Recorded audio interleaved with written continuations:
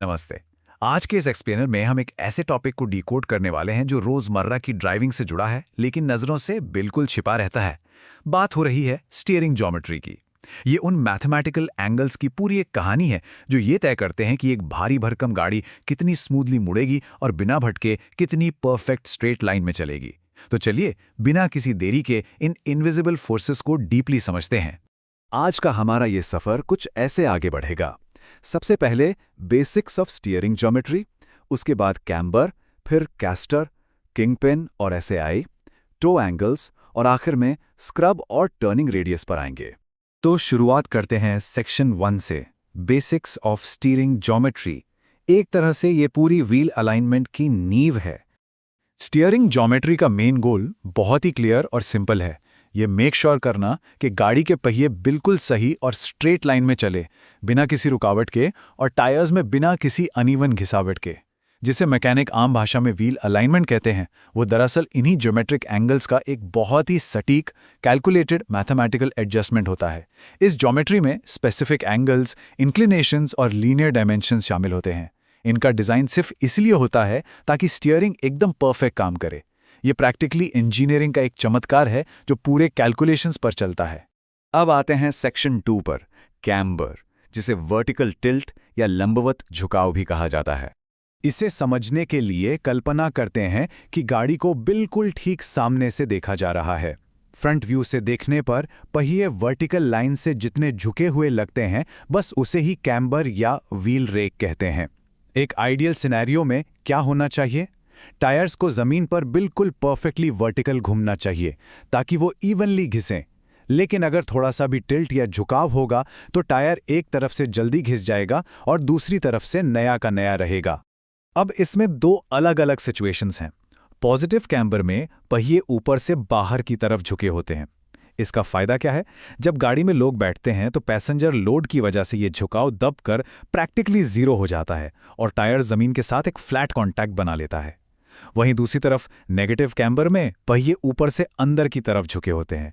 इस ट्रिक का खास इस्तेमाल पहाड़ी रास्तों पर कॉर्नरिंग परफॉर्मेंस यानी शार्प मोड़ पर गाड़ी की ग्रिप को बढ़ाने के लिए किया जाता है। आमतौर पर कैम्बर का ये आदर्श कोण या एंगल सिर्फ 0 से 2 डिग्री के बीच रखा जाता है।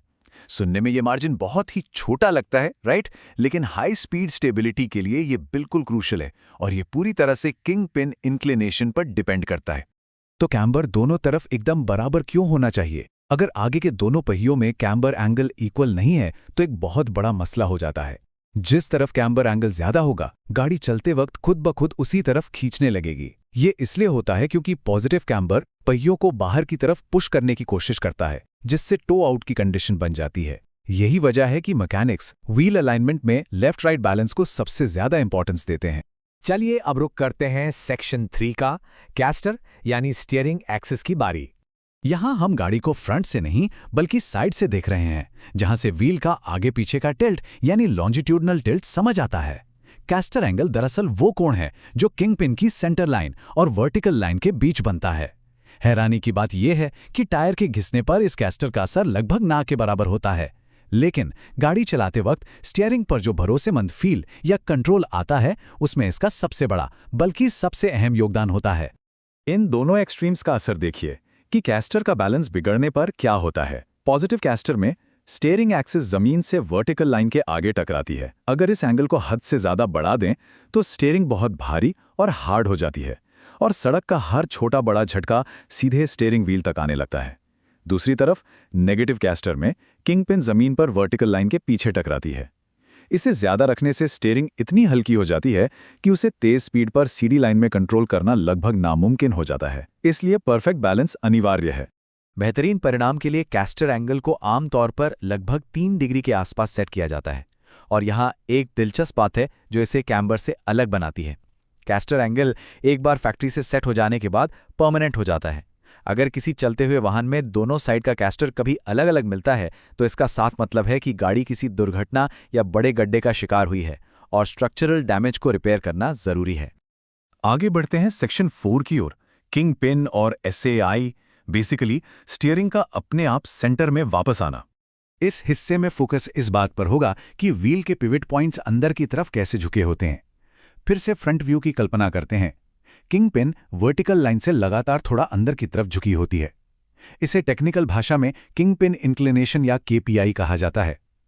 आजकल की मॉडर्न कार्स में किंगपिन की जगह बॉल जॉइंट्स ने ले ली है, इसलिए इस कॉन्सेप्ट को अब स्टीयरिंग एक्सिस इंक्लिनेशन यानी SAI कहते हैं।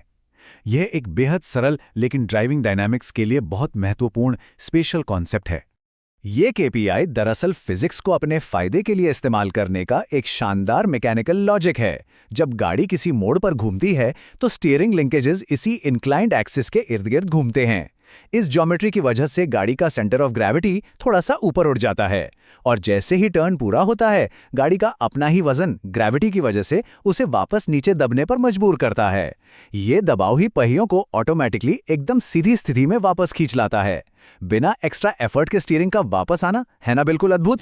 अगर टेक्निकल नंबर्स देखें तो ट्रेडिशनल किंगपिन इंक्लिनेशन आमतौर पर 3 से 9 डिग्री के बीच रखा जाता था। वहीं आजकल इस्तेमाल होने वाले मॉडर्न SAI का झुकाव थोड़ा ज्यादा होता है, जो करीब 5 से 12 डिग्री तक सेट किया जाता है। यहां से एंट्री होती है सेक्शन 5 की टो एंगल्स, यानी पहियों का अंदर या बाहर की तरफ होना।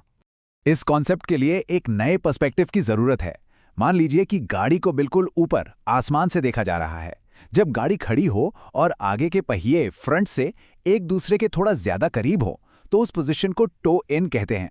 इसके बिल्कुल ऑपोजिट, अगर पहिए पीछे की तरफ से एक दूसरे के ज्यादा करीब हों और आगे से फैले हुए हों तो वो टो आउट कहलाता है।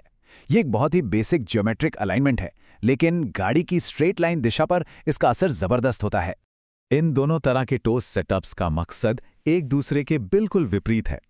टो एन का मेन काम पहियों की बाहर की तरफ लुढ़कने की टेंडेंसी को रोकना है। ये खास तौर पर केम्बर के इफेक्ट और स्टीयरिंग लिंकेजेस की हल्की फुल्की प्ले को संतुलित करने के लिए होता है। दूसरी तरफ टो आउट उन गाड़ियों में यूज होता है जहां पहियों को अंदर लुढ़कने से बचाना होता है, जैसे खेत में चलने वाले ट्रैक्टर्स या फिर ऐसी गाड़ियां जो क्रॉसविंड्स यानी तेज हवाओं का सामना करती हैं। और एक मजे की बात बताएं, ये टो एडजस्टमेंट्स आमतौर पर 0 से लेकर सिर्फ 6 मिलीमीटर के होते हैं। जी हाँ, ड्राइविंग स्टेबिलिटी का पूरा खेल सिर्फ चंद मिलीमीटर्स पर टिका है। और अब आते हैं हमारे आखिरी और सबसे अहम हिस्से पर, सेक्शन 6 स्क्रब और टर्निंग रेडियस, यानी वो पॉइंट जहां टायर एक्चुअली सड़क से मिलता है। अब तक जितने भी एंगल्स आए उन सबको एक साथ मिलाकर देखने का वक्त आ गया है। स्क्रब रेडियस एसेंशियली 3 प्रकार के होते हैं। सेंटर पॉइंट रेडियस में पहिए का एक्सिस और स्टीयरिंग एक्सिस ठीक सड़क की सतह पर इंटरसेक्ट करते हैं, जिससे टर्न करने की मेहनत काफी कम हो जाती है। पॉजिटिव स्क्रब में ये दोनों जमीन के नीचे मिलते हैं, जो सड़क की अच्छी फील देता है पर स्टीयरिंग को थोड़ा भारी बना देता है। लेकिन सबसे दिलचस्प है नेगेटिव स्क्रब रेडियस। इसमें दोनों एंगल्स का मिलान जमीन के ऊपर होता है। मॉडर्न कार्स में इसे इसलिए अपनाया गया है क्योंकि अगर गलती से आगे का एक ब्रेक फेल हो जाए या अचानक कोई टायर फट जाए तो ये छोटा सा ज्योमेट्री सेटअप गाड़ी को तुरंत बेकाबू होने से बचा लेता है।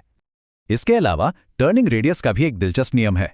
जब कोई गाड़ी मुड़ती है तो अंदर वाला फ्रंट व्हील हमेशा बाहर वाले व्हील के मुकाबले ज्यादा शार्प एंगल पर घूमता है। इस ज्योमेट्री की वजह से मोड़ पर एक टेम्पररी टो आउट स्थिति बनती है, ताकि गाड़ी बिना किसी ड्रैग या घिसावट के स्मूथली टर्न ले सके। ये क्षमता आमतौर पर गाड़ी के टोटल व्हील बेस के अनुपात में पहले से तय की जाती है। तो इस पूरे एक्सप्लेनर के आखिर में एक बड़ा सवाल जहन में आता है, क्या व्हील ज्योमेट्री में सिर्फ 1 डिग्री का माइनर सा डिफरेंस एक परफेक्टली स्मूथ ड्राइव और कंट्रोल खोने के खतरे के बीच की लकीर हो सकता है? अब तक के डिस्कशन से इसका जवाब बिल्कुल क्लियर है। हाँ, बिल्कुल। ये छोटे अदृश्य कोण ही सड़क पर पूरी गाड़ी की स्थिरता और दिशा को कंट्रोल करते हैं। जब भी सड़क पर कोई गाड़ी फुर्ती से मुड़ती है या हाईवे पर परफेक्टली स्ट्रेट चलती है तो उसके पीछे शुद्ध मैथमेटिक्स अपना काम कर रही होती है। इन अदृश्य फोर्सेस को समझने के इस सफर में शामिल होने के लिए शुक्रिया। इस इंजीनियरिंग और ज्योमेट्री के कॉम्बिनेशन में ऐसी ढेर सारी और रोचक बातें छिपी हैं जो लगातार अपना काम करती रहती हैं।